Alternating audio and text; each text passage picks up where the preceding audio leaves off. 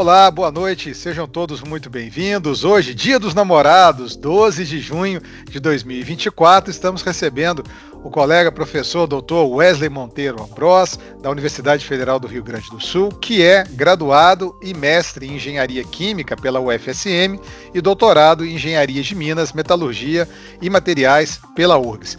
Com período sanduíche na Gustave Eiffel, na França. Atualmente, como eu falei, é professor adjunto e coordenador do curso de Engenharia Metalúrgica da URGS. Wesley, muito obrigado por aceitar o convite, estar aqui conosco e já de antemão deixamos aqui um abraço caloroso a todos os colegas, a todos o povo rio-grandense que atravessa por essa provação agora dessas enchentes. Wesley, muito obrigado novamente, o Palco Digital é todo seu, amigo. Ok, muito obrigado, boa noite a todos e a todas que estejam nos assistindo aí.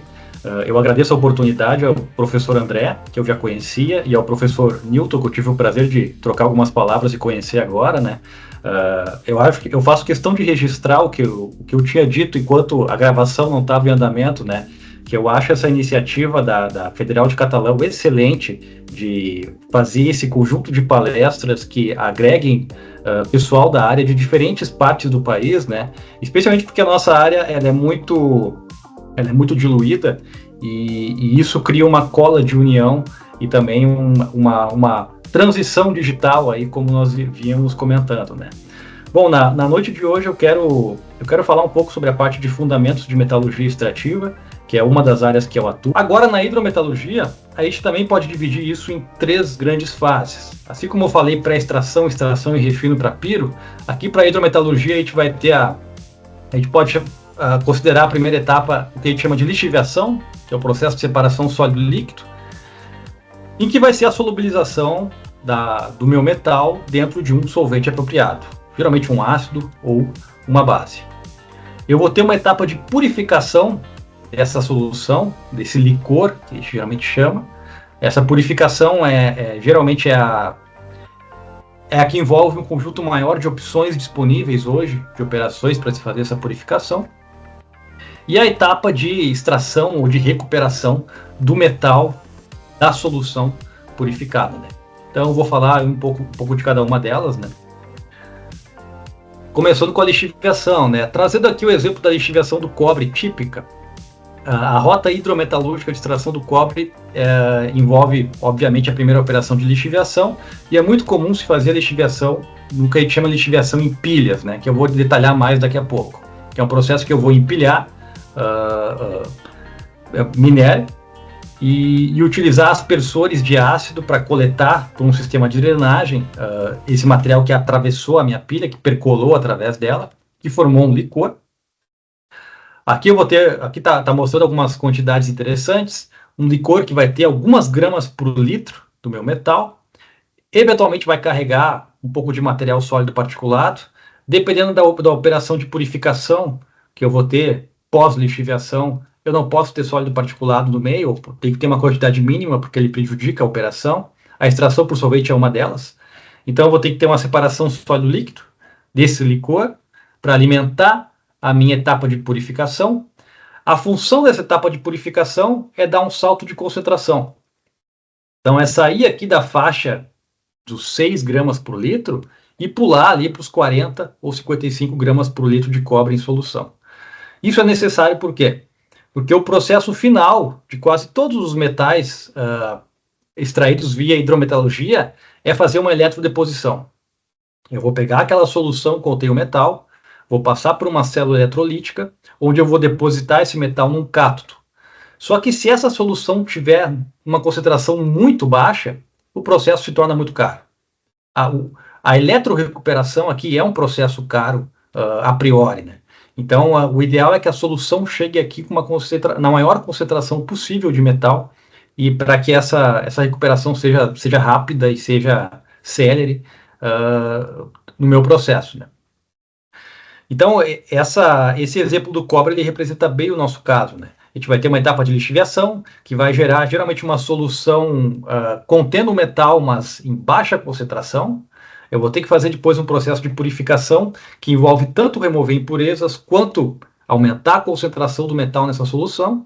E essa solução concentrada vai então para uma geralmente uma célula eletrolítica, onde eu vou fazer a deposição do metal dentro de um cátodo e formar ali o meu metal eletrolítico, que é o caso do cobre, é o caso também do níquel, é o caso é o caso do ouro, é o caso de diversos metais que a gente utiliza rotas hidrometalúrgicas. Não tem como iniciar a falar de hidrometalurgia sem falar um pouco de água, né? Porque se vocês entenderem como a água solubiliza materiais, vocês vão entender como ácidos e bases fazem isso. Então a água, a grande característica dela que facilita a sua solubilização, que faz com que ela seja o solvente universal, é que ela é uma molécula polar. É que ela tem esse formato triangular e na extremidade onde fica o oxigênio aqui ela tem um par de elétrons livres. Ela tem uma eletronegatividade, ela tem uma área mais negativa, próximo aqui à extremidade oposta do oxigênio, e uma área positiva abaixo do núcleo aqui do oxigênio.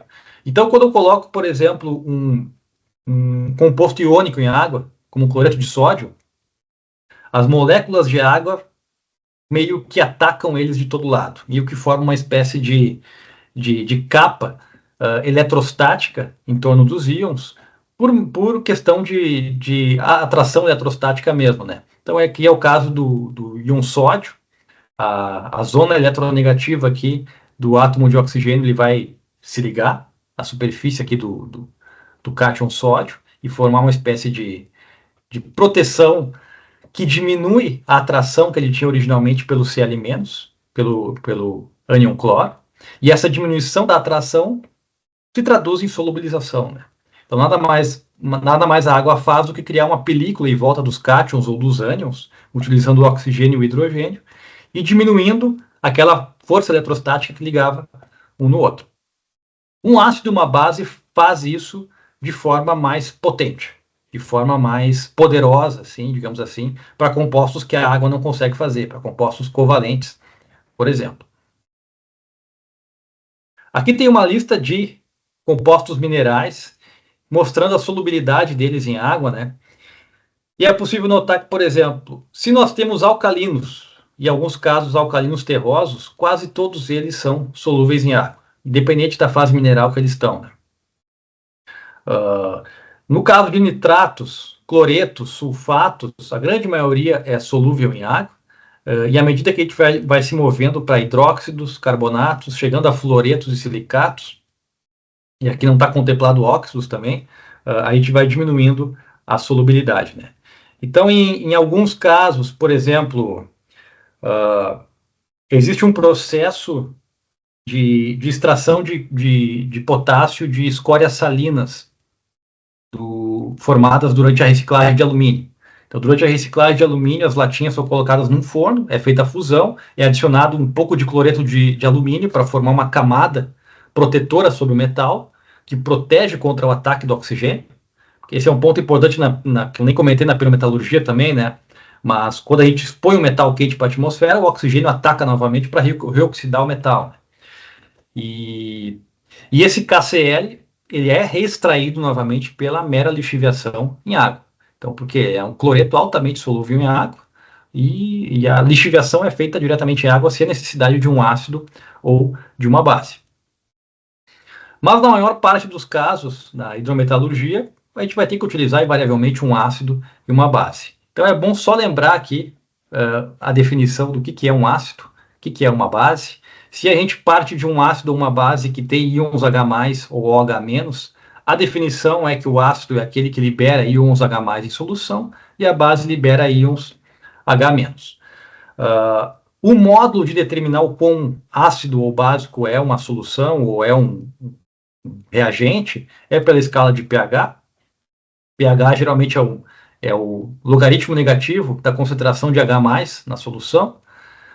Então aqui tem um exemplo colocado, né? Para um pH igual a 7, eu vou ter uma concentração de íons H+ de 10 a menos 7 gramas por litro. Aqui dois exemplos, um para ácido clorídrico 0,1 molar, em que a concentração correspondente a 0,1 mol por litro é 3,7 gramas por litro, e isso, se eu considerar que 3,7 gramas por litro de H+, fazer o menos log disso aqui, eu vou ter o pH que vai ser igual a 1.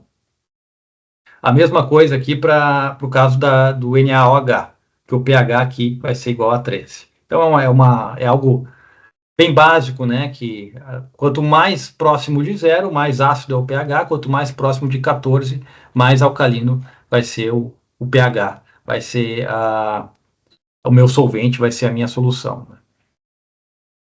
Então, esse conceito de pH é importante para o que eu vou falar daqui a pouco, assim como o conceito de potencial de eletrodo. Então, você já deve ter ouvido falar também em algum momento da célula de Daniel, que é o que está representado aqui na figura, né? Então, a célula de Daniel foi a célula eletrolítica original feita. Se vocês pegarem aqui uma tira de zinco, colocarem numa solução de sulfato de zinco, em contato com uma tira de cobre, numa solução de sulfato de cobre, com um circuito fechado e com uma ponte salina entre elas, vocês vão ver que o zinco vai começar a se dissolver na solução dele, vai liberar elétrons que vão passar pelo circuito, ir até a tira de cobre, que vai ficar negativamente carregada, fazendo com que o sulfato de cobre se dissocie e o cobre comece a aderir a essa tira de cobre, né? Então, quer dizer, eu vou ter um fluxo de elétrons do ânodo de zinco para o cátodo de cobre, uma consequente dissolução do cobre aqui, e o sulfato vai migrar pouco a pouco nessa ponte salina para esse lado.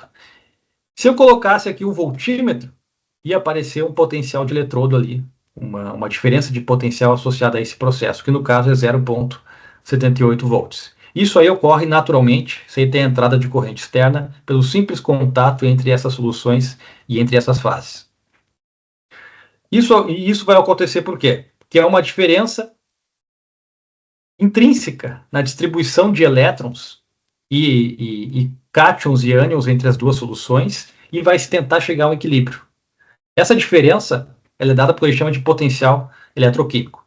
E ele pode se traduzir em duas formas, né? A gente pode ter um processo de oxidação, que é quando eu perco elétrons, quando o material solubiliza, por exemplo. Então, o ferro aqui se tornando o íon ferro 2+, e indo para a solução. Ou um processo de redução, quando aquele metal que estava em solução ganha elétrons e se deposita. É o que ocorre aqui no cátodo. Então, isso aqui é importante, porque esse processo está ocorrendo devido ao contato de uma fase metal com uma outra fase de um outro metal. Quer dizer, é possível reduzir um metal, é possível pegar um metal que está numa certa fase ou numa certa solução e trazer ele para sua forma nativa, para sua forma elementar, simplesmente colocando em contato com um outro metal. Esse potencial de eletrodo padrão, aqui ele está como padrão, porque ele considera condições normais de temperatura e pressão, etc., concentração de 1 mol por litro, condições ideais, né? Ele é definido arbitrariamente como zero para o hidrogênio, e tomando o hidrogênio como referência, se mede o potencial de eletrodo padrão para outros metais, né? E se forma essa tabela aqui, ó. Quanto mais negativo é o potencial de eletrodo para um certo metal, tão fácil vai ser ele de oxidar. Tão mais difícil vai ser de reduzir ele e precipitar ele, por exemplo. Quanto mais alto é o potencial de eletrodo, tanto mais difícil vai ser de solubilizar, de dissolver, de oxidar esse metal, né? Então, não à toa dá para ver que nessa escala aqui, os metais mais nobres, como ouro, platina, prata, estão na zona positiva aqui de potencial de eletrodo. Enquanto metais menos nobres, digamos assim, estão numa zona mais negativa. Qual é que é a grande questão? Quer dizer, então, que eu posso utilizar um metal para deslocar elétrons de um outro metal e depositar ele, fazendo um processo que é conhecido como cementação. É um processo bem antigo aí na hidrometalurgia, aí, do cobre, né? Algumas plantas antigas de ouro utilizavam cementação também, antes de utilizar a dissolução em carvão ativado. E aqui a gente tem alguns exemplos. Ó, se eu tenho uma solução de sulfato de cobre, eu coloquei sucata de ferro ali dentro, o ferro vai se oxidar, vai reduzir o cobre, precipitando ele na forma de cobre sólido. Se por outro lado eu tiver uma solução de nitrato de prata e colocar fios de cobre ali dentro, o cobre vai formar nitrato, oxidando, e vai reduzir a prata, precipitando ela na forma de um sólido. Em outras palavras, quando eu tinha uma solução de sulfato de cobre e eu adicionei ferro, eu tornei aquele meio oxidante.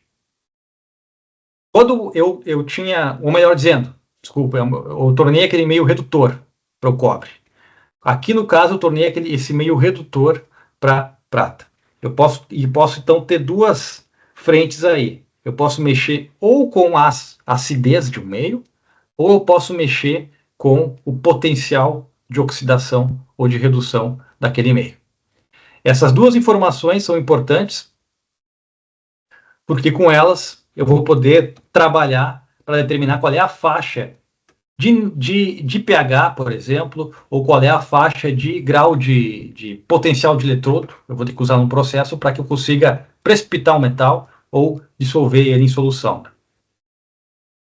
Aqui está uma forma melhor correlacionada entre essa relação entre a acidez e o potencial de eletrodo, entre o pH e o potencial de eletrodo, que é dado pela equação de Nernst, que ela define, por exemplo, um potencial envolvido em uma certa célula eletrolítica proporcional ao potencial de eletrodo padrão e proporcional à temperatura e a concentração que eu vou ter de íons dentro do meu processo. Quer dizer, meu potencial depende da concentração de íons. Se nessa célula eletrolítica eu tivesse duas células de sulfato de zinco, e em uma eu tivesse uma concentração maior de sulfato de zinco que a outra, ainda assim haveria migração de corrente elétrica, ainda assim haveria migração de íon sulfato até se chegar ao equilíbrio, porque existe uma diferença de potencial entre eles devido à diferença de concentração. Mas o importante aqui é estabelecer que há uma relação entre o potencial de eletrodo e o pH, porque o pH é de fato o que me diz a concentração que eu vou ter de íons ácidos na minha solução. E essa relação é expressa num diagrama. Assim como a gente tem o diagrama de Ehrlichia na pirometalurgia, a gente tem um diagrama chamado diagrama de Pourbet na hidrometalurgia, que nos dá a relação aí da estabilidade dos metais, tanto no meio ácido quanto no meio básico, e também no meio redutor ou no meio oxidante. Então, esses diagramas eles existem para diversos metais, nas suas diversas formas, que a gente vai ter. Aqui eu peguei o caso para o cobre, e a forma de interpretar ele é a seguinte. Aqui vocês podem ver que existe uma zona laranja no fundo onde eu tenho cobre metálico, né? Por que eu tenho cobre metálico? Ele está me dizendo que se eu tiver em condições suficientemente redutoras, que é o caso, por exemplo, que eu tinha mostrado antes aqui, de colocar o ferro em contato com o cobre. O ferro é um agente redutor, ele vai reduzir o cobre. Então o cobre vai permanecer na forma metálica ou vai precipitar como metal, independente do pH que eu tiver ali dentro. Pode ser pH ácido, pode ser pH alcalino, e o cobre vai precipitar. Agora, se eu tiver numa condição de pH ácido, e eu tiver num ambiente de alguma forma oxidante, quer dizer que esse cobre, então, vai poder passar para a solução. Vai poder virar um íon Cu2+. Se eu tiver num ambiente oxidante e com pH mais alto, eu posso precipitar esse cobre na forma de um óxido ou na forma de um hidróxido, se o pH for muito alto. Então aqui ele me dá a relação das condições do meu meio que eu tenho que ter na minha solução e diz se isso vai resultar ou numa dissolução do meu metal ou numa precipitação do meu metal. E esse resultado na precipitação é importante porque eu posso ter o cenário contrário. A gente está falando de lixiviação e já vem à mente a dissolução do metal. Mas eu posso ter uma solução que eu quero precipitar algo ali dentro, né? Então aí eu vou ter que controlar as condições de pH e as condições de oxidação ou redução da solução, que isso aqui, em outras palavras, eu vou ter que ter um agente redutor ou um agente oxidante. Eu vou ter que ter ou um metal que reduza o meu metal alvo, ou eu vou ter que estar borbulhando oxigênio na minha solução. E aí eu posso precipitar ou posso dissolver o metal.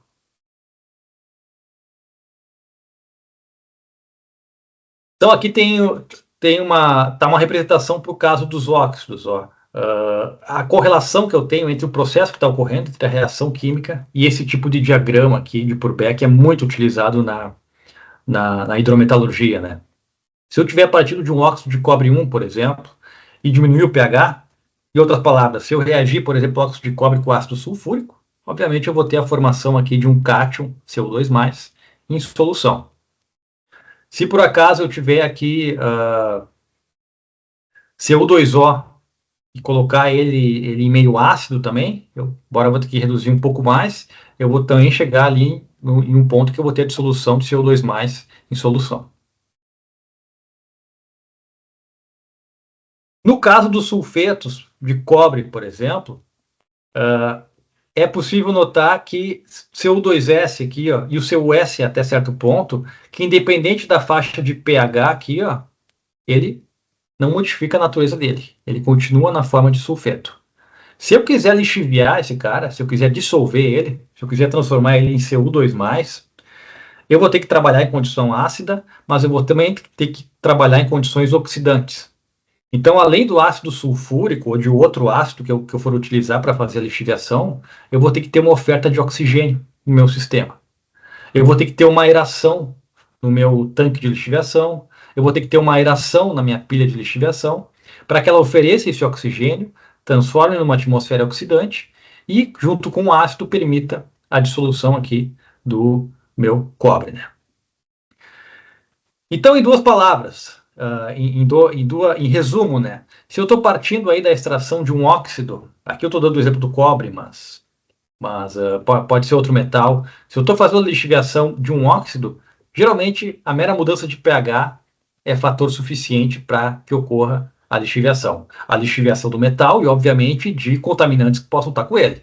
Se eu tiver ferro, vai passar para a solução aqui também. Se eu tiver níquel, que tem propriedades parecidas com cobre ali, em termos de solução, vai passar para a solução também. Se eu tiver um sulfeto e adicionar só o ácido, não vai acontecer nada. Eu tenho que ter ainda a garantia de um ambiente oxidante. E a forma mais barata de garantir isso é injetando oxigênio no meu sistema, ou simplesmente aerando, injetando ar no meu sistema que contém oxigênio.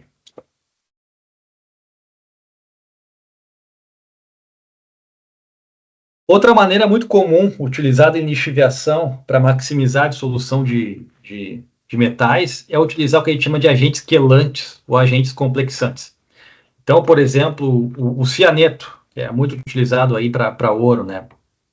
Eles têm um radical, no caso aqui o radical ciano, ou algum outro tipo de radical, o nitrato também, que ele se liga ao cátion metálico, e ao se ligar ao cátion metálico, ele cria uma espécie de proteção que evita que ele se ligue, por exemplo, ao oxigênio, e novamente forme um óxido, novamente precipite, né?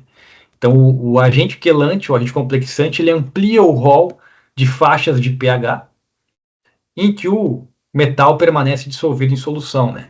Então, é só comparar o diagrama que eu mostrei antes aqui para o cobre, que eu vinha mostrando antes, para dissolução em ácido comum, em IOH+, para o caso aqui em que eu tenho o uso de um agente quelante. Por exemplo, ácido cianídrico com formação de cianetos de cobre, né? Então dá para ver aqui que o grau de dissolução se dá em quase toda a faixa de pH, bastando que eu tenha aqui uma atmosfera suficientemente, um meio suficientemente oxidante. Lixiviação, pessoal, vai depender de dois fatores.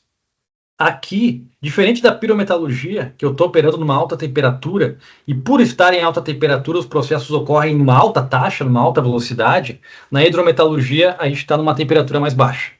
Então, as questões de cinética de reação vão importar aqui dentro. Imagine que a gente tem um minério, que a gente colocou numa solução de ácido para se dissolver. Aqui na figura em amarelo é a frente de dissolução, digamos assim, né? É a zona onde já ocorreu a dissolução por um ácido, por exemplo. E aqui em azul é o que seria uma espécie de camada limite formada pelo fluido, que vai ter aí algumas dezenas de micrometros de espessura, né? Essa reação, que é uma reação heterogênea, uma reação sólido-líquido, ela vai ocorrer segundo uma certa taxa, que vai depender da diferença de concentração aí do máximo que o meu metal pode se dissolver na solução, que é dada pela solubilidade do metal para uma certa temperatura. Então, por exemplo, a solubilidade do sulfato de cobre em água é 0,095 gramas por litro a 25 graus Celsius. Então, quer dizer, esse é o teto, esse é o máximo de dissolução que nós conseguiremos. Então, a diferença entre essa solubilidade e a concentração atual no solvente é a força motriz por trás dessa dissolução. Vezes essa força motriz, a gente tem uma constante de reação, que é dada pela equação de Arrhenius, que é essa aqui. que, entre vários fatores, como, por exemplo, a energia de ativação, um fator pré-exponencial ali que se utiliza, ela depende da temperatura. Então, aqui, nesse exponencial, quanto maior for a temperatura, maior vai ser o valor do K, da constante de reação, maior vai ser a taxa de reação. Então, aqui, o aumento da temperatura vai ter um impacto muito grande, dramático, sobre a taxa de lixiviação aqui do meu minério. Um outro fator bastante importante aí são questões da difusividade que eu vou ter. Porque um fator é a reação química em si, que pressupõe que há contato entre as fases. O outro é esse contato entre as fases acontecer. Entre, por exemplo, o meu agente ácido se difundir e chegar até a superfície do meu minério, né? Então, essa difusão ela vai se dar por um método Fickiano de difusão. Vai depender ali da diferença de concentração também, do gradiente de concentração entre o seio do fluido e o seio da solução ácida ou básica e a superfície do metal, e especialmente da área superficial da partícula. Então esse é um segundo fator muito importante. Eu tenho que ter, a temperatura favorece muito a lixiviação e a área superficial também. E eu vou ter uma área superficial viralmente alta quando eu tiver um material de tamanho reduzido. Aqui eu trago um exemplo de um artigo, que eu até fui revisor desse artigo, que é muito interessante sobre lixiviação de terras raras, que ele resume bem essas informações, né? Quanto maior a concentração de ácido, menor o pH, ou se eu estiver fazendo uma lixiviação cáustica, quanto maior o pH, no caso de uma base, tanto menor vai ser o tempo de dissolução. Quanto menor for a granulometria, em outras palavras, quanto maior for a área superficial do meu minério, menor vai ser o tempo de dissolução. E quanto maior for a temperatura, também menor vai ser o tempo de dissolução, menor vai ser o tempo de lixiviação no meu processo. Dito isso, pessoal, então a gente precisa dessas condições para que a lixiviação ocorra. Assim como eu dei 4 condições da pirometalurgia lá, aqui eu dou 3 ou 4 condições, dependendo do caso. Eu vou precisar ter um pH apropriado para que o ataque ácido ou alcalino ocorra no meu minério. Eu eventualmente posso precisar ter um meio oxidante ou redutor, como foi exemplificado para o caso dos sulfetos aqui, que eu tenho que ter um meio suficientemente oxidante para que o processo ocorra. Eu tenho que ter área superficial suficiente para que o processo ocorra. Isso não quer dizer que sempre a lixiviação vai ser feita com material fino, muito pelo contrário. A gente tem lixiviação em pilha, por exemplo, que é feita com material grosseiro, mas a redução de tamanho, quando a gente entra na lixiviação em tanque, a lixiviação em autoclave, por exemplo, quanto menor o tamanho, melhor a mesma vai ser. E também a temperatura.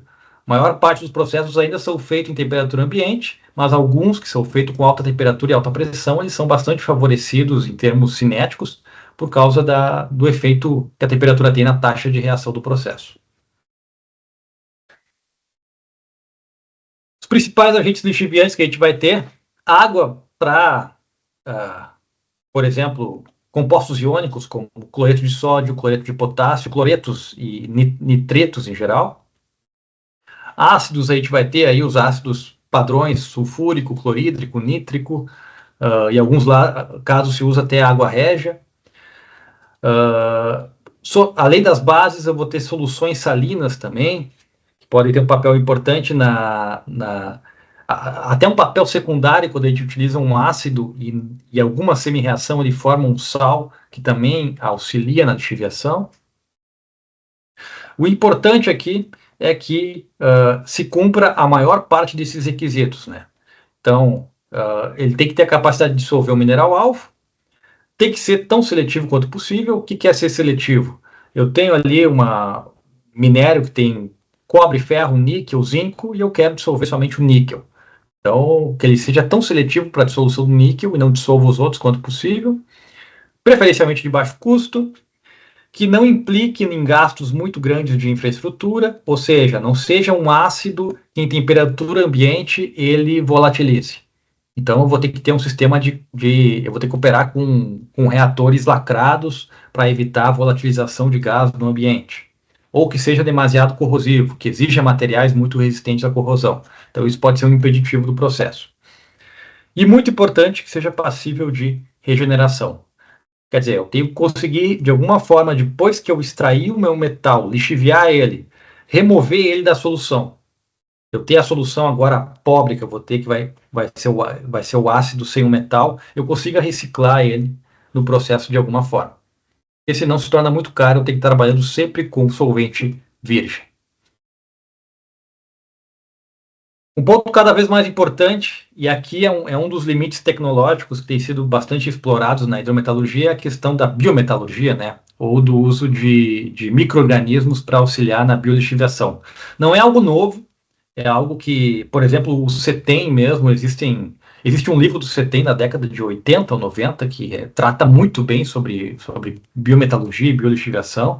Então é um tema antigo, mas com a entrada da biologia molecular na jogada, procurando novos micro-organismos ou fazendo modificação genética de micro-organismos para potencializar o potencial biolixiviante deles, é uma área de fronteira aí na hidrometalurgia, né?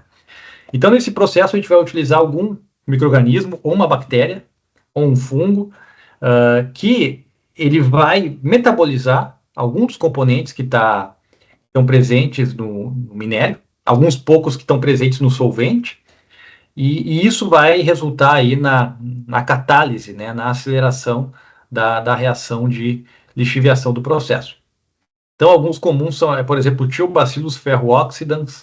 O Thiobacillus, por exemplo, quando eu tenho sulfetos, ele metaboliza o enxofre, então ele acaba liberando o enxofre do sulfeto.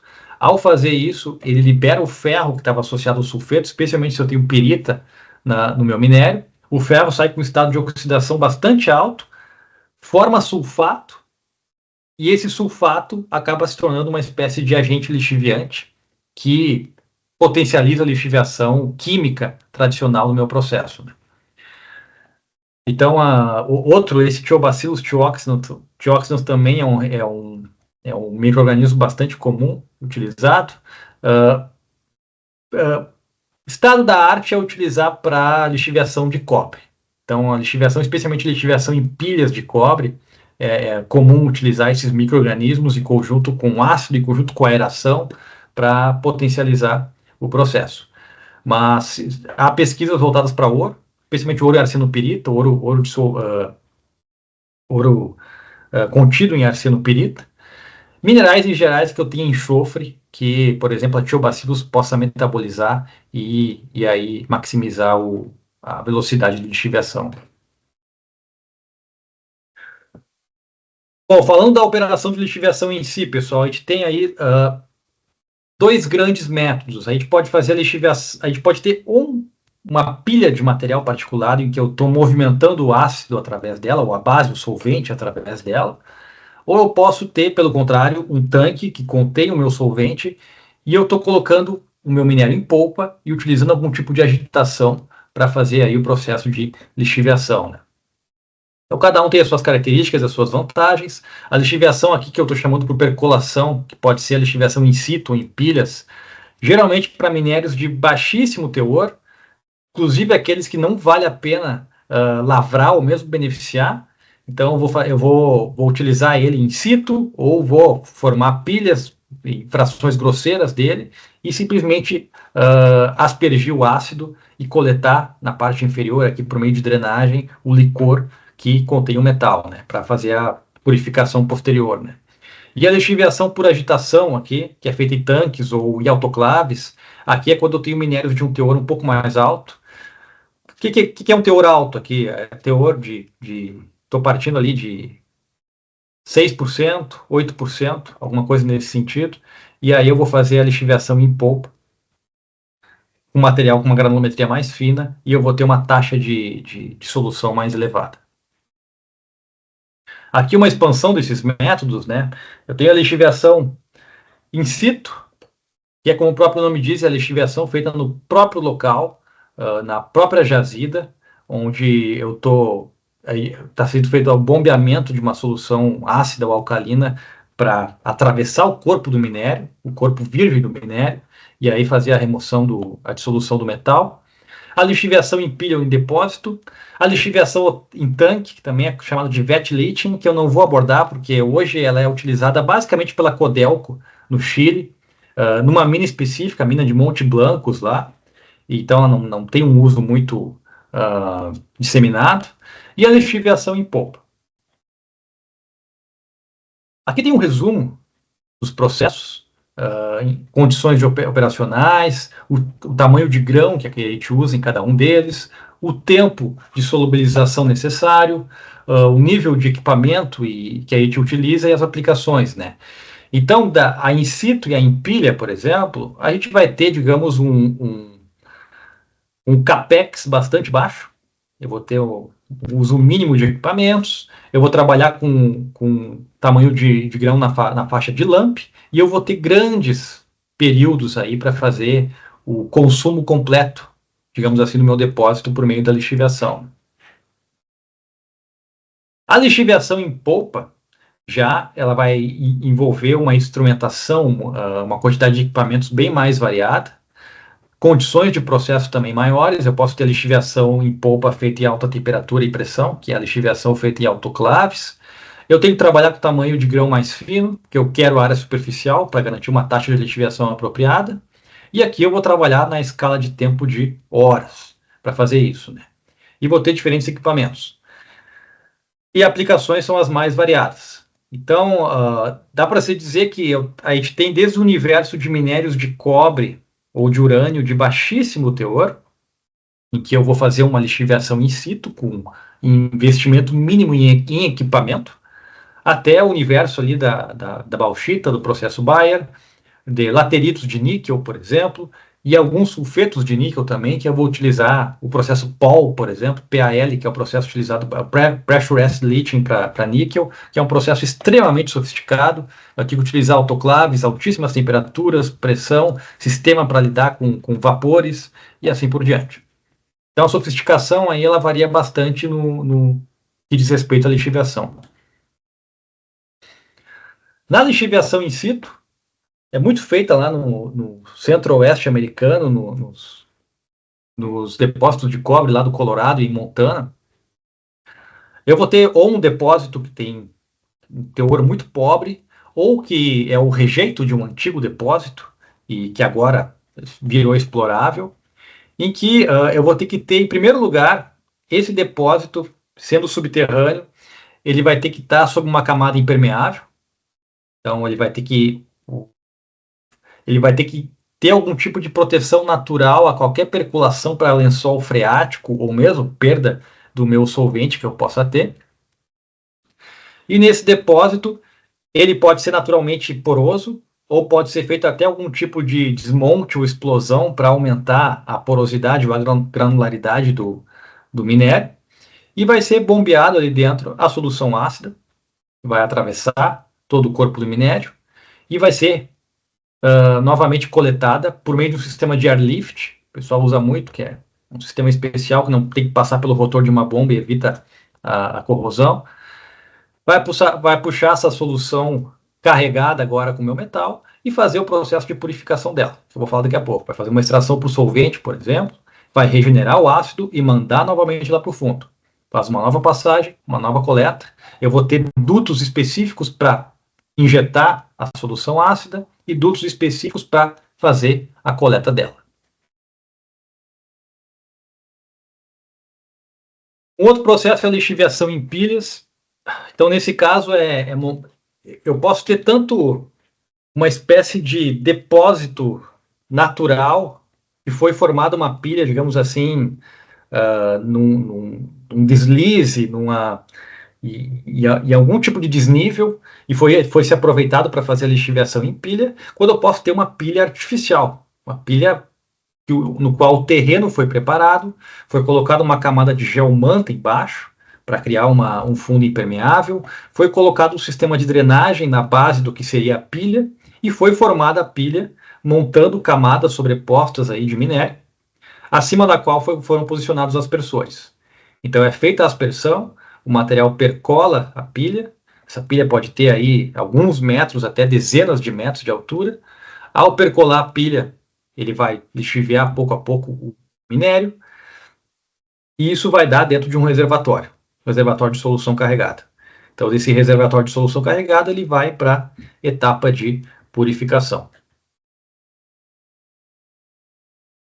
Aqui tem mais algumas características gerais do processo de lixiviação em pilhas, né? Então, geralmente o material ele tem que ter uma certa granulometria para que se possa fazer o empilhamento.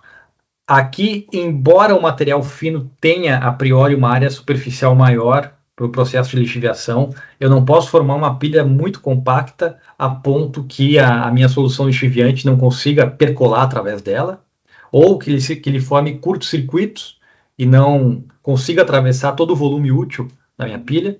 Então eu vou ter que ter um material de um tamanho mais ou menos grosseiro, que forme um leito mais ou menos poroso, para que essa solução consiga percolar de forma bastante eficiente ali dentro.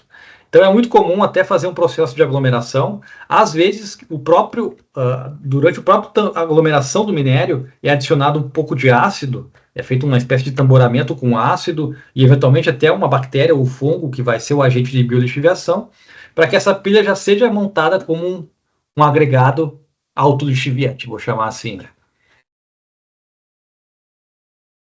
Aqui tem só uma foto de uma planta de cobre que ela é de ela é uma foto que o meu colega, o Irineu, ele tirou durante uma visita. Eu não me lembro de onde é que é essa mina agora, mas aqui fica bem claro onde estão as pilhas aqui de lixiviação. Num desnível aqui, a gente tem a camada com o reservatório, onde é feita a coleta de licor. E alguns desses pods, algumas dessas piscinas aqui, são o licor regenerado, que deve estar sendo rebombeado aqui para ser aspergido novamente sobre a parte superior da pilha.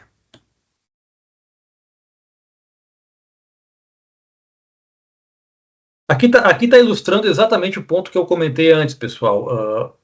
A granulometria do material é importante na hora tanto de fazer o empilhamento quanto para o processo de lixiviação. Ele não pode estar muito fino por questões de permeabilidade. Ele tem que ter uma certa granulometria grosseira para permitir essa permeabilidade apropriada.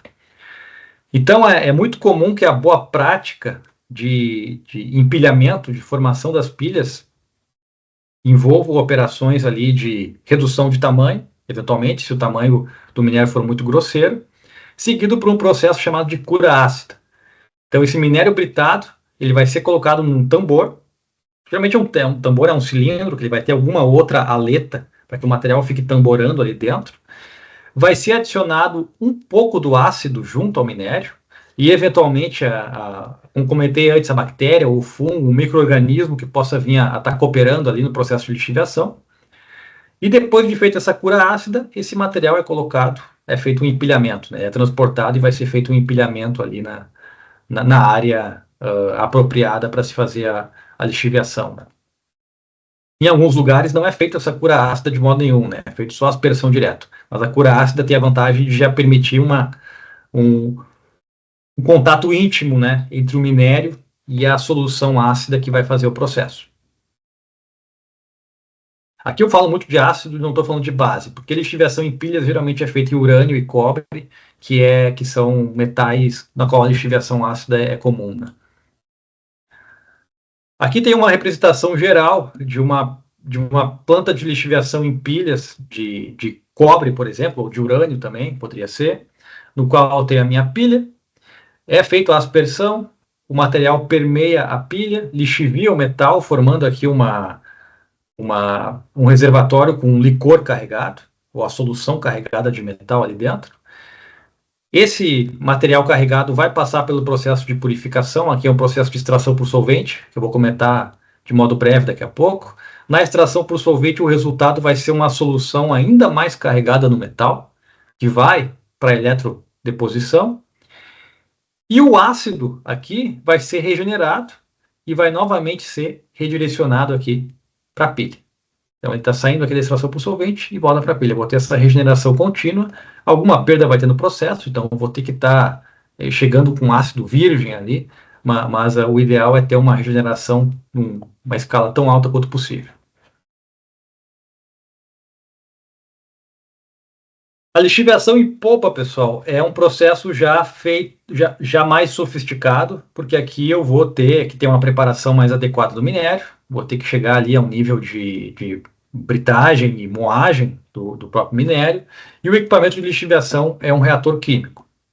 É um reator que geralmente vai ter um formato cilíndrico, vai ter que ter algum sistema de agitação dessa polpa que vai estar aqui dentro junto com a solução ácida ou cáustica, né? A agitação geralmente pode ser feita por meras agitadores mecânicos ou hélices, mas às vezes é feito por aeração, se eu preciso de um ambiente oxidante, como eu comentei antes, ou até injeção de vapor, que formam os tanques Pachuca, que chamam, né? Que são tanques agitados por ou ar aquecido ou vapor, quando eu preciso de algum tipo de aquecimento. Nesse caso, eu vou aplicar para minérios de um teor mais alto do que a lixiviação em pilhas, que não se paga processar o minério, né? E de forma que é imprescindível ter aqui altas recuperações metalúrgicas, né? Então, acima de 95%, no mínimo. Se eu estiver trabalhando com ouro, então, eu sempre vou trabalhar em faixas bem acima, de 95% para cima. Esses tanques operam geralmente de forma ou embatelada, ou de forma contínua. Então, aí geralmente isso resulta em duas opções operacionais. Ou eu tenho um grande tanque operando em batelada. Vantagem, eu concentro toda a minha preocupação nesse tanque, toda a instrumentação, todo o controle está em um único ponto. Ou eu tenho vários tanques operando em série e até em paralelo, eventualmente, e isso me dá uma versatilidade operacional. Se eu tiver problema em um tanque, eu posso desviar o fluxo e fazer a manutenção naquele tanque, né? Mas via de regra, aqui na operação embatelada eu também vou ter geralmente ele é voltado para processos embateladas, né? Então eu vou ter que a variável tempo vai ser bastante importante. E quando eu tenho tanques dispostos em série, mesmo que de menor volume, a operação pode ser continuada, né? E é muito comum que tanques em série operem de forma em contracorrente, como está sendo colocado aqui. Então, aqui, para quem conhece, dá para ver a diferença nítida do processo SIL e do processo SIP para extração de ouro, né? Então, no processo SIL, por exemplo, a lixiviação é feita num momento e a absorção em carvão ativado é feita em outro momento.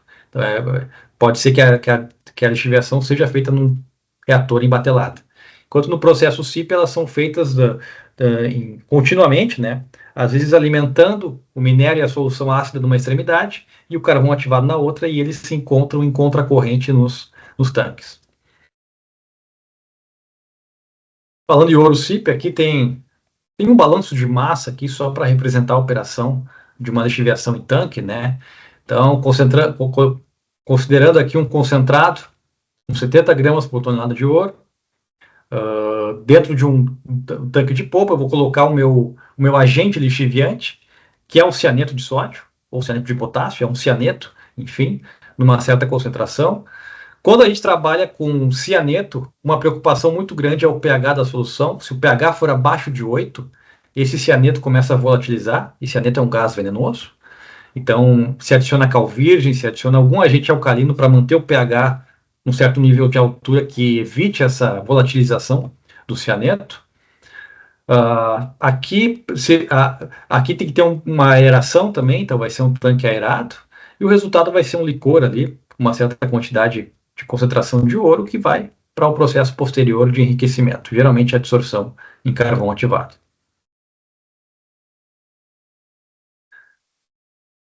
Algumas vezes, pessoal, a lixiviação em condições ambientes não é suficiente para a gente ter um nível apropriado de lixiviação, né? Então a gente vai ter que aumentar a temperatura ou aumentar a pressão, geralmente ambos. Para fazer isso, eu vou utilizar algo chamado autoclave.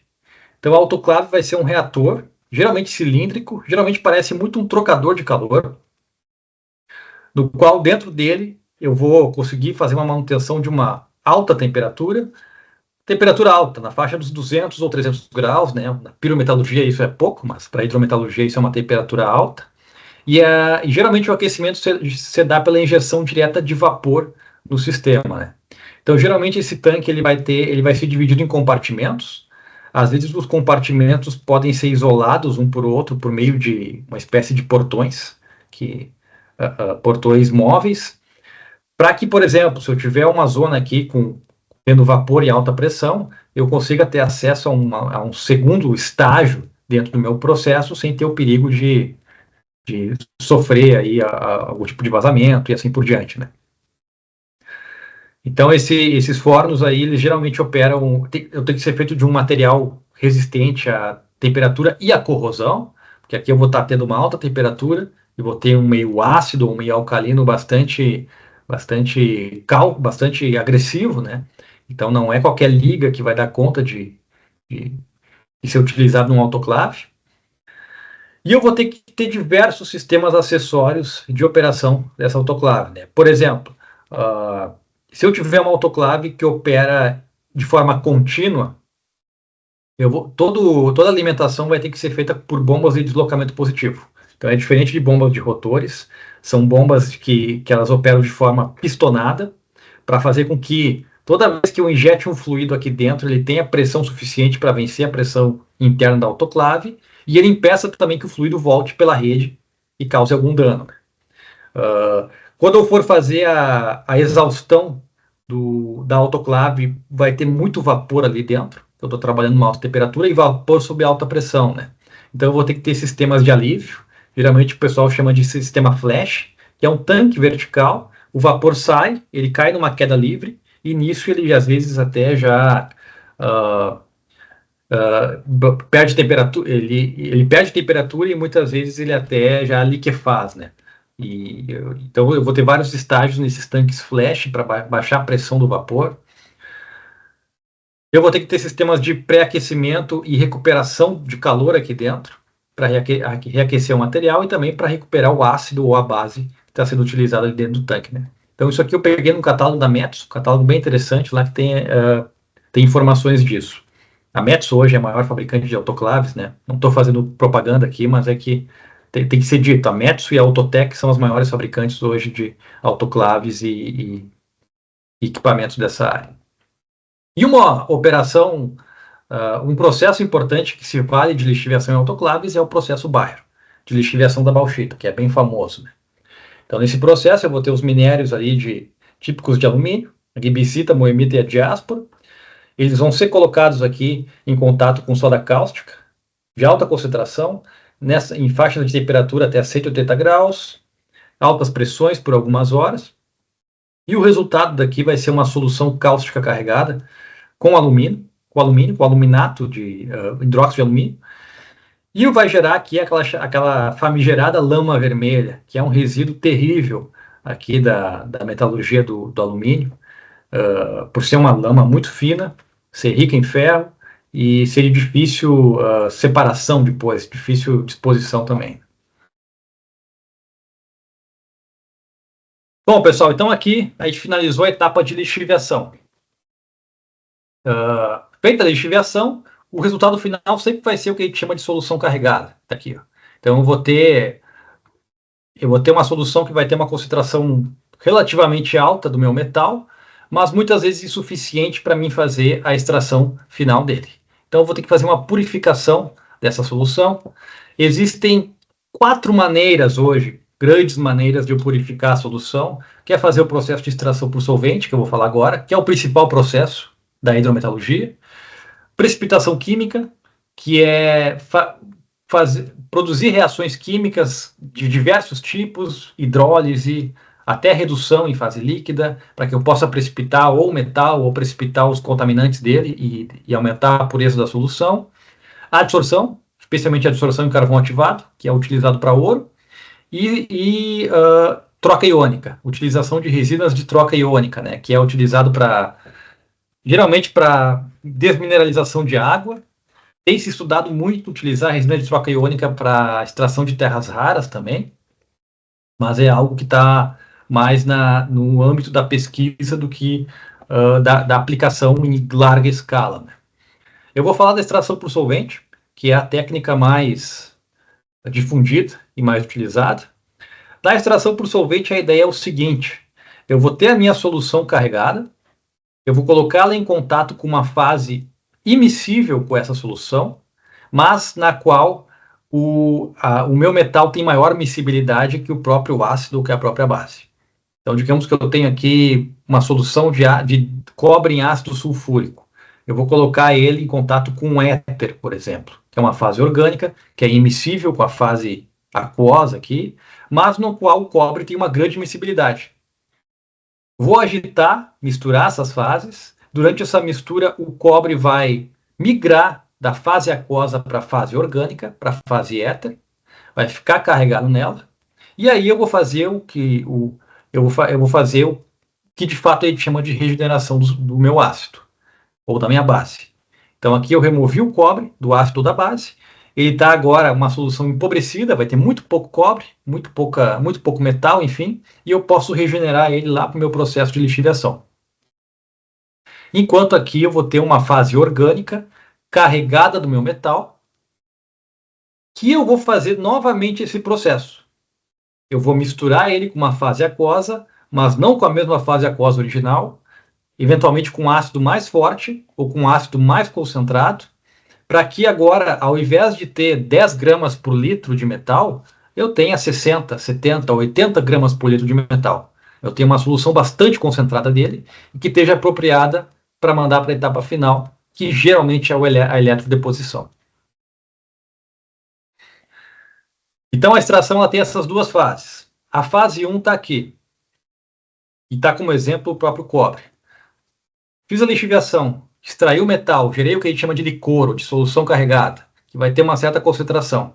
Vou colocar em contato com um solvente orgânico, vou misturar, isso tudo de um equipamento que eu vou mostrar daqui a pouco, e vou deixar esse banho em repouso para que as fases se separem, afinal elas são immiscíveis. Geralmente a fase orgânica é mais leve que a aquosa, ela vai ficar sobrenadando sobre ela.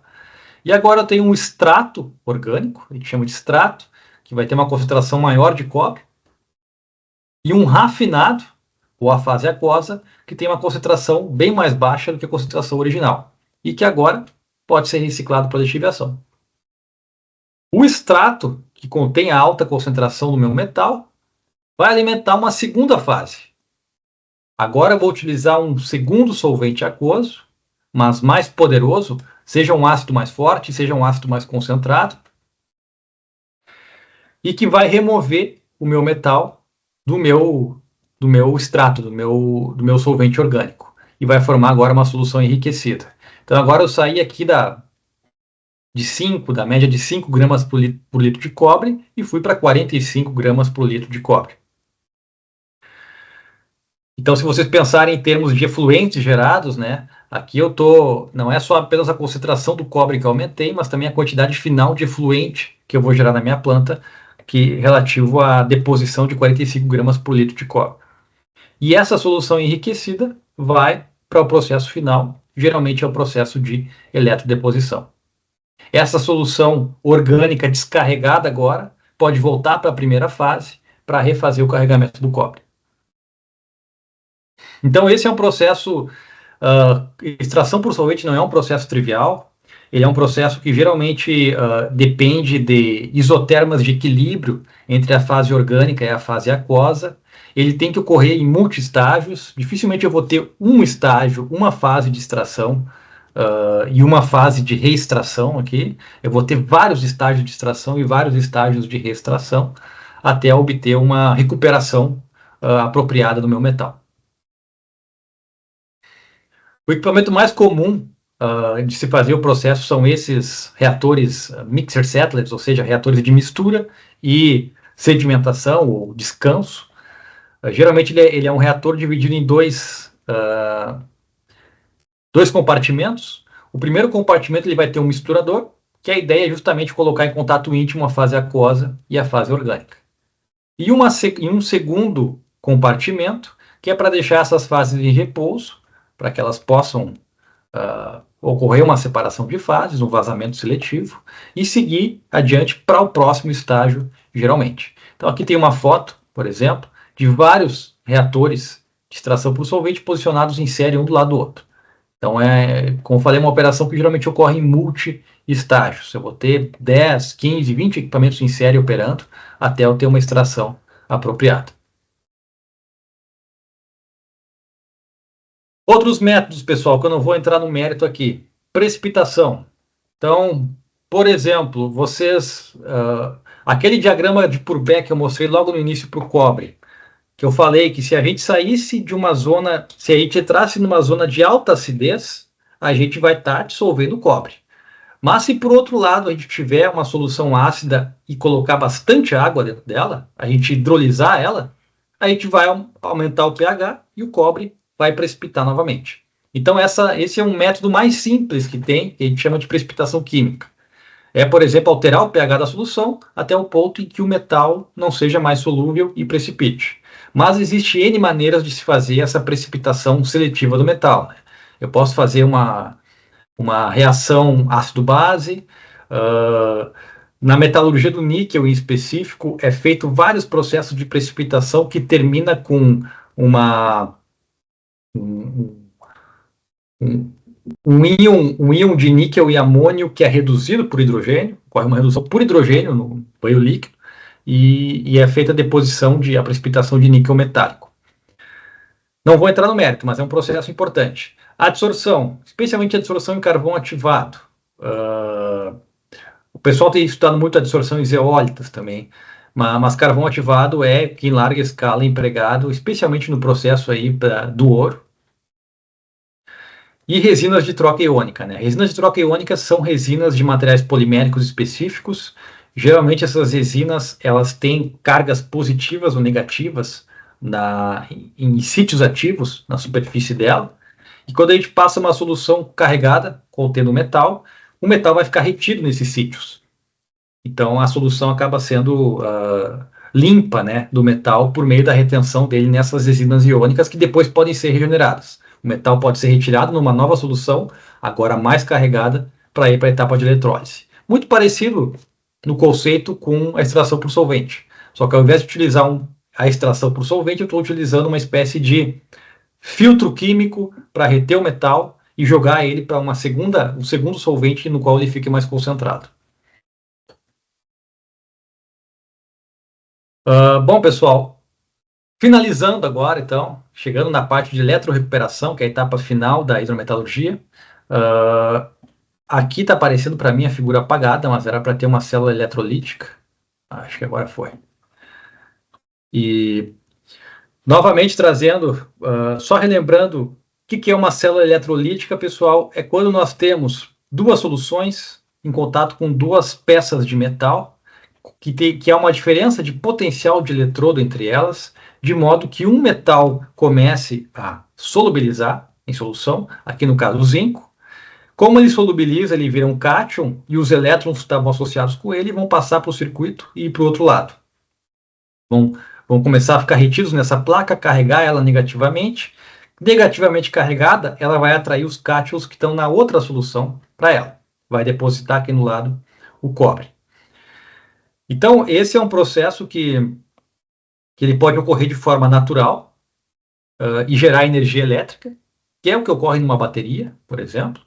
Ou eu posso, inclusive, fazer fazer o fluxo forçado e inverso, que a gente chama de eletrólise, se eu aplicar uma diferença de potencial suficiente e em valor contrário à diferença de potencial original. Pois bem, geralmente no que a gente chama de eletrorefino, melhor, o que a gente chama de eletrorecuperação, eu posso fazer de duas formas. Uma delas vem diretamente da pirometalurgia, que é quando eu tenho um ânodo fundido de um metal impuro, que eu vou colocar numa célula eletrolítica, em contato com um cátodo de alta pureza. Dentro dessa célula, o ânodo vai se dissolver, vai se dissolver em solução, os elétrons vão se depositar no cátodo e o cátodo vai depositar metal de alta pureza. E existe, isso a gente chama de eletrorefino, e existe ainda a eletrodeposição, que é típica da hidrometalurgia, que na verdade o ânodo não é consumível. Eu estou passando a solução carregada do meu metal para reter no cátodo. Aqui ele está mostrando o caso especificamente do eletrorefino, que é quando eu tenho ânodos impuros e eu estou fazendo essa eletrodeposição. Né? Então, geralmente eu vou ter que aplicar uma tensão apropriada entre os meus eletrodos para que ocorra o fluxo de elétrons que permita a deposição do metal do cátodo, eu vou ter uma diferença de potencial teórica, que é dado pelo potencial de eletrodo, e também pela concentração da solução, mas eu vou sempre ter que aplicar uma espécie de sobretensão, que eu vou ter perdas na minha rede. Aqui tem o esquema geral do eletrorefino de ânodos de cobre, por exemplo, que é o caso clássico, né?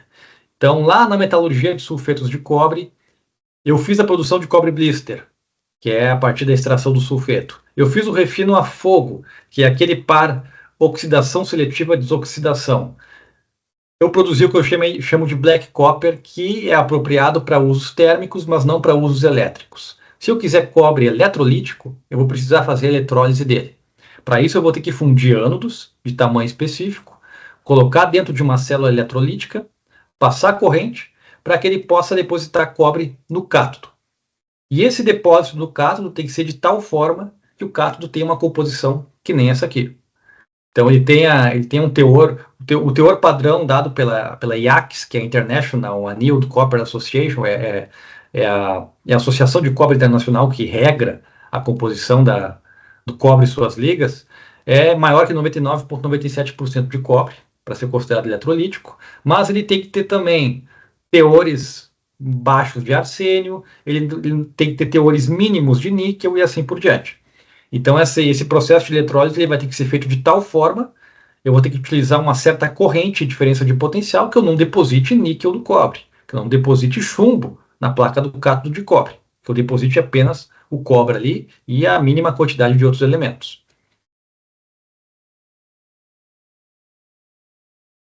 Geralmente, nesse caso, o cátodo e o ânodo eles são feitos também seguindo padrões colocados em norma, né? Então, por exemplo, o ânodo ele tem basicamente 1 metro quadrado de área e 5 centímetros de espessura. O cátodo geralmente é utilizado o que a gente chama de uma placa de arranque, que pode ser uma tira de um material polimérico ou até uma tira de uma certa liga de aço, que vai funcionar ali como se fosse a base sobre a qual o cobre vai se depositar durante o processo de eletrólise. Esse cátodo e esse ânodo eles são colocados um do lado do outro, geralmente muito próximos, uma distância muito próxima um do outro. Aqui tem uma foto de um setor de eletrólise de uma planta de cobre, e dá para ver uma distância bem próxima ali das placas, e geralmente é cátodo intercalado por um ânodo, intercalado por um cátodo e assim por diante. No caso da eletrodeposição, que é um pouco diferente, eu vou ter aquela solução carregada que veio, por exemplo, da extração por solvente, e agora eu vou passar por dentro da minha célula eletrolítica.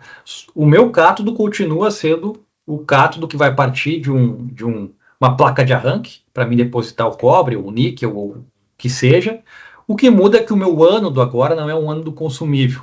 Ele vai ser um ânodo que a única função dele agora é ser um fornecedor de elétrons para o cátodo. Mas ele vai ionizar a água para isso. Então ele vai ser, na verdade, um conduíte aqui de elétrons para que chegue até o cátodo, né? Geralmente é utilizado ânodos de chumbo, com uma certa composição. O chumbo não vai se dissolver na diferença de potencial aplicada aqui.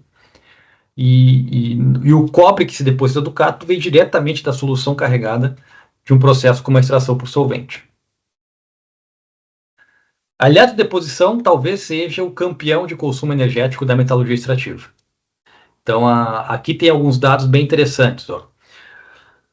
A partir do potencial de eletrodo padrão e da concentração de metal na minha solução de eletrólito, é possível definir um consumo teórico. Então, digamos que o consumo teórico que esteja na faixa dos 750 kWh por tonelada.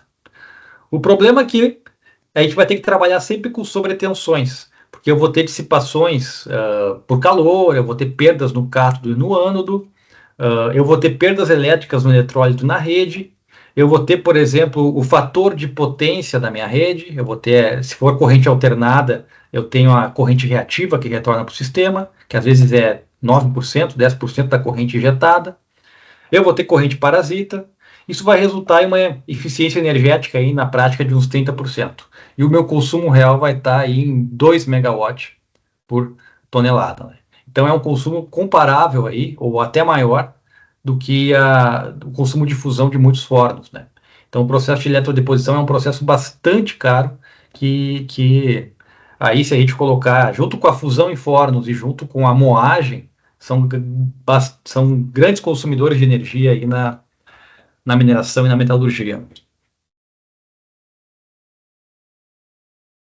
No caso da eletrodeposição, o cátodo vai ser a placa de arranque tradicional e o ânodo, como eu falei, vai ser ali um material que não vai se dissolver.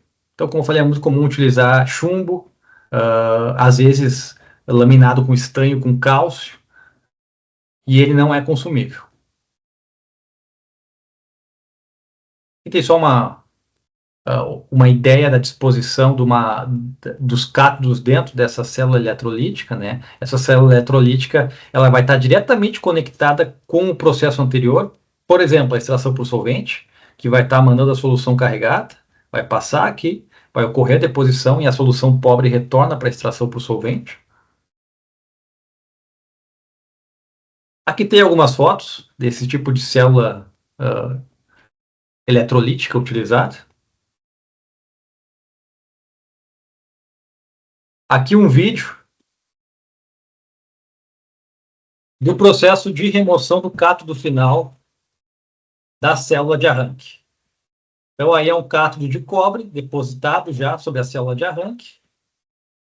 Geralmente, eu vou ter uma espécie de ponte rolante que vai pegar esses cátodos, vai colocar eles numa espécie de esteira móvel e posicionar eles num sistema que ele faz uma espécie de solicitação mecânica, uma flexão na placa, para que ela solte da placa de arranque.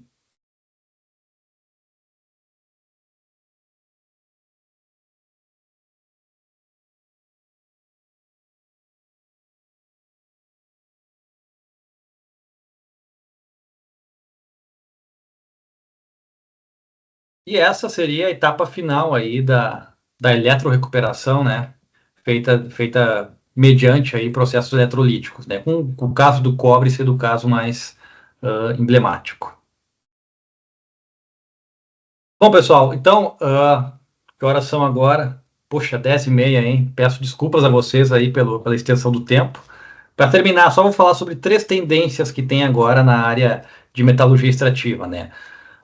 Extração de fontes secundárias, né? Então, isso aí é algo que é bastante... Não é relativamente novo, mas tem ganhado bastante magnitude. Então, tem empresas hoje como a Umicore, como a Glencore, que elas já têm rotas extrativas mistas, em que elas recebem tanto minério, quanto resíduo eletrônico, quanto sucata, misturam tudo em uma carga única e colocam dentro da rota de processo. As vantagens de fontes secundárias são várias, né? Então, aqui tem a foto de um telefone desses mais antigos, que é de abrir ainda, mas se a gente pega, por exemplo, um iPhone, ele tem teores de ouro que podem chegar a 1000 ppm. Eu tenho uma orientanda minha de doutorado aqui na URGS, que nós temos um projeto de extração de metais preciosos de urnas eletrônicas. Urnas eletrônicas têm a vantagem que a coleta seletiva já é feita pelo governo, já está pronta. E a coleta seletiva geralmente é um problema para esse tipo de resíduo. E tem alguns componentes da urna, da seção do eleitor, por exemplo, o circuito lá, que tem teores de ouro de 800 ppm, 900 ppm. Então isso aí é muito além do teor típico de ouro numa jazida, né, numa mina. Questão de descarbonização. Então, isso aí eu ouvi falando ao longo da apresentação, todo mundo está ouvindo falar nisso, quem está no setor, né, e quem está na área de siderurgia, especialmente, tem lidado com a substituição do carbono pelo hidrogênio como um possível agente redutor, né. O hidrogênio, embora termodinamicamente ele não pareça tão potente quanto o carbono como um redutor, aqui tem um diagrama de Elegant, na verdade, que mostra que o carbono está até abaixo do hidrogênio, ele tem várias vantagens além da não geração de CO2, né? Por exemplo, o hidrogênio ele é uma molécula muito leve, muito pequena e de fácil difusividade. Então, geralmente, quando eu tenho um processo com uma redução sólido-gás aqui, ó, a difusão do hidrogênio na matriz do minério é muito maior do que a do monóxido de carbono. Então, isso faz com que a taxa de reação seja muito mais acelerada do que no caso do CO, né? Outra coisa, parte do material da carga, menos de 1% geralmente, fica na forma de material carburado. Ou seja, ele forma um composto que é um metal ligado ao CO e não necessariamente reduzido. Esse metal carburado, essa pequena fração carburada, depois tem que ser removida lá no refino. Por exemplo, na aciaria. E o hidrogênio não causa nenhum problema de formação de fase composta com metal. Ele vai formar a água, vai em alta velocidade, numa alta taxa de produção, e é isso aí, né? Então, as vantagens técnicas do hidrogênio também são bastante grandes, mas ele tem desvantagens. A primeira desvantagem é que a produção do hidrogênio ainda está intimamente vinculada à produção de hidrocarbonetos, né?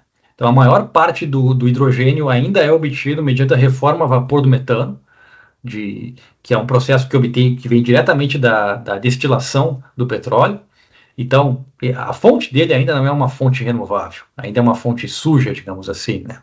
É quando se desenvolver, por exemplo, a capacidade de associar um parque renovável com a eletrólise da água, por exemplo, que vai se ter um hidrogênio realmente em escala, né? Eu estou falando em grande escala, a produção de hidrogênio verde. E outro ponto é a questão de segurança, né? Fazer o manejo de hidrogênio não é fácil e é muito perigoso. Então, o hidrogênio é um gás altamente inflamável, ele é um gás que ele é inodoro, a chama dele não tem nenhuma cor.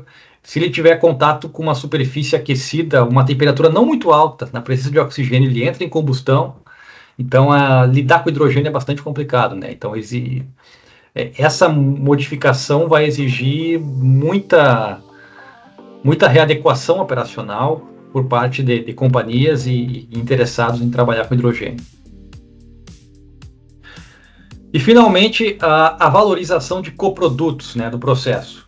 Então, as escórias, por exemplo, especialmente as escórias da pirometalurgia, que no passado eram dispostas em aterro, agora já é prática comum transformar elas em insumo para construção civil.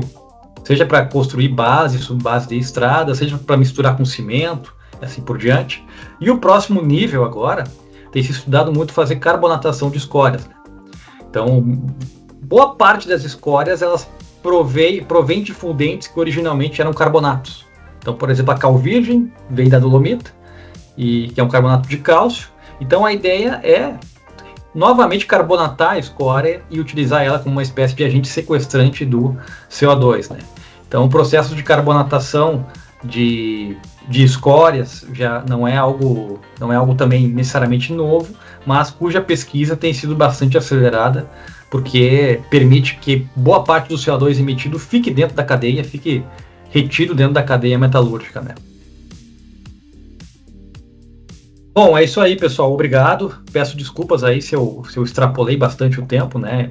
Eu achei que a apresentação ia dar ali até as 9h30, como era acordado, mas acabei passando bastante aí. Obrigado. Wesley, nós que agradecemos pela brilhante apresentação, assim, realmente foi fantástico. O Neilton até me deu uma mensagem que você só divide a apresentação em duas, né? Quebra ela aqui em hidrometalurgia. Acho que até falar aqui o que ele propôs, que foi legal, pirometalurgia e hidrometalurgia. Acho que nós vamos fazer isso mesmo. Ficou excelente, Wesley. Só temos a te agradecer. E assim, infelizmente, devido ao horário, a gente vai abreviar as perguntas, mas depois eu mando também para você as perguntas que o pessoal vem a fazer, tá? Perfeito.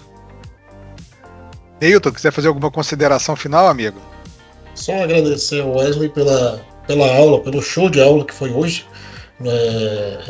Na verdade, a gente fica presente aqui, é uma satisfação estar acompanhando cada um que vem trazer e colaborar conosco aqui no PPG 100.